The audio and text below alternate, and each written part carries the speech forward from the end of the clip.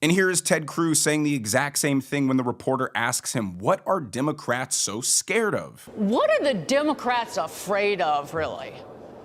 Oh, look, I got to say, it really is something else to hear the weeping and gnashing of teeth coming from Democrats and coming from their acolytes in the media, because their cash cow is being threatened. Listen, under Joe Biden and Kamala Harris, you saw the Democrats weaponize all of government. You saw them weaponize the Department of Justice and the FBI to target their political opponents, and you saw them weaponize billions of dollars of funding to pay off their political allies and to fund radical and extreme partisan agendas. And President Trump came into office with a mandate from the American people, and he's quite rightly halting this spending, and the Democrats are absolutely losing their minds. Trump tried to do a lot of these things his first term in office, but he was new to government. He had no idea just how corrupt and convoluted the maze that is the federal government was. Every time he tried to do something, it was shut down or it was blocked or impeded. And then when Biden came back into office, they just tripled down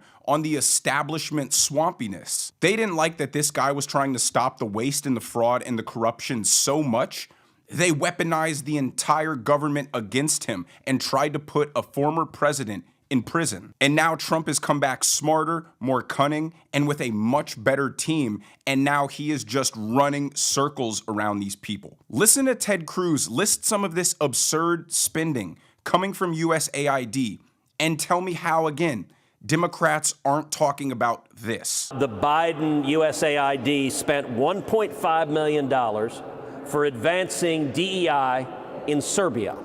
They spent $2 million for sex changes in Guatemala. They spent $6 million for tourism in Egypt. They spent $1 million to help disabled people in Tajikistan become climate leaders.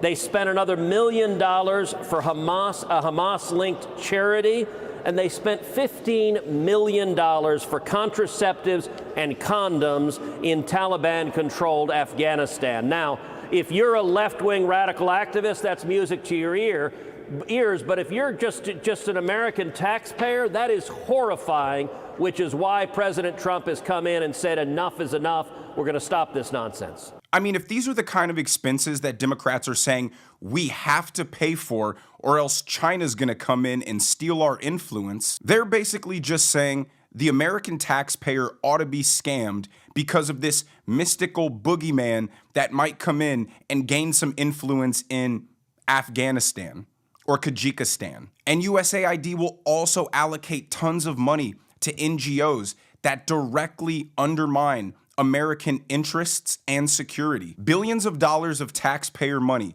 I shit you not, has gone to NGOs whose sole purpose is to help facilitate illegal immigration into the United States. And Democrats are silent on all of this. They want to focus all of their outrage towards Elon Musk uncovering it. And because most Americans don't have a vested interest in this USAID corruption scheme, they're all actually seeing the real picture, which is, look how much money our government has been spending on stuff that doesn't matter. And we're smart enough to know they're not doing it out of the kindness of their heart. Somebody is getting paid, and it's either them or it's their rich donors, or the likely scenario is it's both. So Democrats are trying to make themselves feel better by downplaying every single one of Donald Trump's win and cheering that it's not a bigger win. It's like mocking the guy that hits a double every time he's up to bat for not hitting a home run, while you're getting struck out every single at bat.